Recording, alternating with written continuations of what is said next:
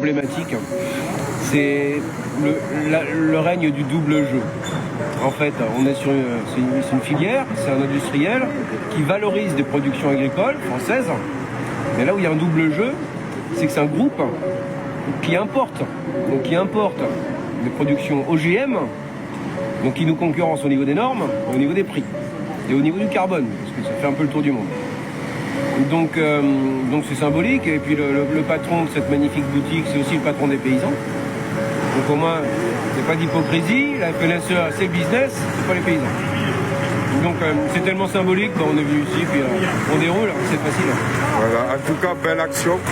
Et quel est l'impact pour les paysans d'une entreprise comme ça? C'est un prix pour le colza.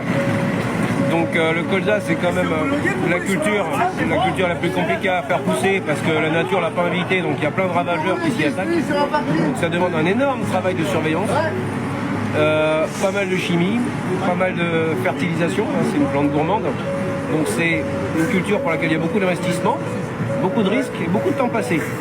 Et la valorisation en face, elle n'est pas à la hauteur. Elle n'est pas à la hauteur. Donc là, on a un groupe qui nous dit on aimerait bien saturer nos usines avec de la graine française.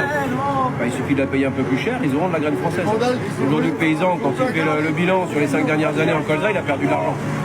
Donc c'est sûr qu'il n'y aura pas plus de colza français comme ça. Or, le colza, c'est vachement sympa.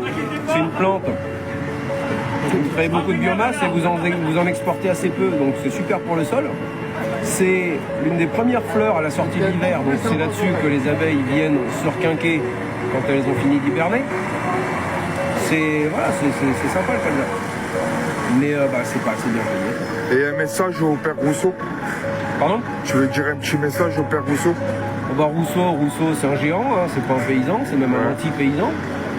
Il est tellement pas représentatif que je ne comprends pas qu'on ait pu l'élire président de l'agriculture française.